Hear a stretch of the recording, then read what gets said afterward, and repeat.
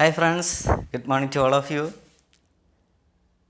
So it is maybe since a long you are able to see me, though I am not able to see you. I hope that all are very safe at home. You and your family members and all your friends and your relatives all are being very safe at home. We are also being safe at home remaining. So but we cannot set aside our studies for a long time. Okay, that's why we teachers made a special effort to make a video and send to you so that you don't lose in touch with the studies. So I am also here in this video. I am able to spend only 10 minutes. So I don't waste your time too much. Okay, let us directly go through the chapter. Anyway, I welcome all of you to the history and civics class. So let us go to the first page.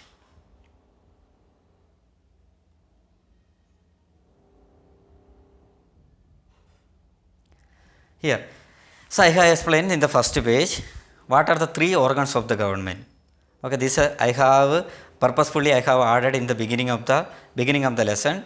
Okay, but this is the organs of the government is not discussed in the first chapter itself. Okay, but so I wanted to just introduce.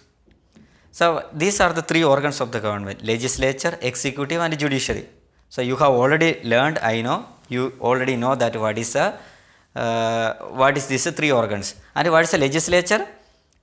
The duty of the legislature to form the law. What is the executive? Execution of the law. And what is judiciary? Interpretation of the law.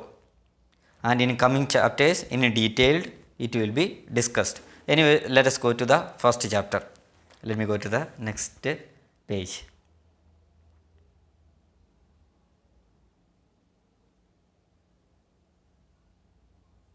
Yes.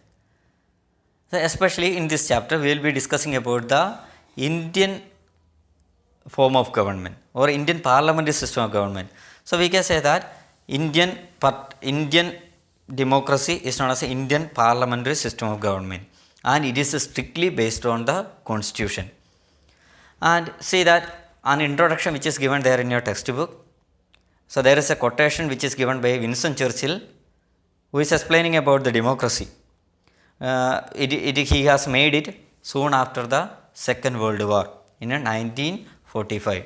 He says that we cannot say that the democracy is the best form of government, but he says that from the available alternatives, so we may say that the democracy is the best form of government from the available alternatives. It means what? So even the democracy has got a lot of drawbacks. That is what is being explained. So anyway, so we don't go for the what are the drawbacks. Okay, let us see that what are the positive side of the Indian democracy. Indian democracy, as I have told, it is based on the constitution. Then what is the constitution? In the second paragraph it is explained. The constitution is explaining about the relationship between the ruled and the ruler. And who is the ruler? Ruler, the government, the elected government. And who is the ruled? And we the citizen of India is the ruled. And the constitution, what it says or what it does, it explains the relationship between the ruled and the ruler. Then, so what is constitution? You might have learned about in a detailed manner. You might have learned about the constitution. Okay, but the textbook defines the constitution is a body of rules and principles that define the system of government. What is that? Constitution is a body of rules and principles that defines the system of government. What is a rule? A rule is a law which have to be followed by all. Then principle, what is that? Okay, it is not only explaining about, we cannot say that this is a book which is explaining only about the rule, but at the same time, while the citizen follow the rule, the government or the constitution is taking the responsibility of giving the rights to its citizen.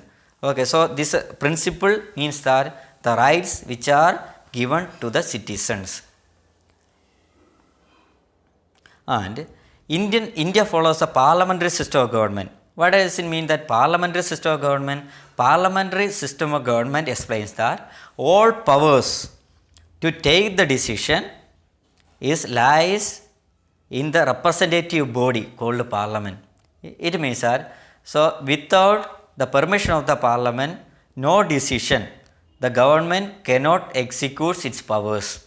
The powers can be used only through the parliament. Without the knowledge of the members of the parliament, no decision can be taken by the government. So it means that all powers lies where? In the hands of the members of the parliament. That's why Indian system of government is known as the parliamentary system of government, where we give importance to the parliament, or all the powers are lies in the hands of the members of the parliament.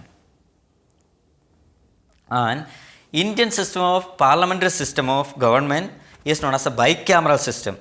What does it mean that bicameral? The word bi means two and the cameral means houses. So it means that, so Indian parliament has got two houses. It is called Lok Sabha and Rajya Sabha.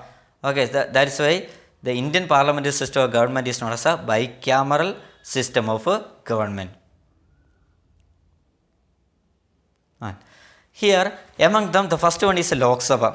Okay, so Lok Sabha is also known as the House of the People. So there can be three names given for the house: Lok Sabha, or House of the People, or Lower House. Okay, why it is known as a House of the People? Okay, because the members of the Lok Sabha, they are directly being elected by the people. That's why the Lok Sabha is known as the House of the People.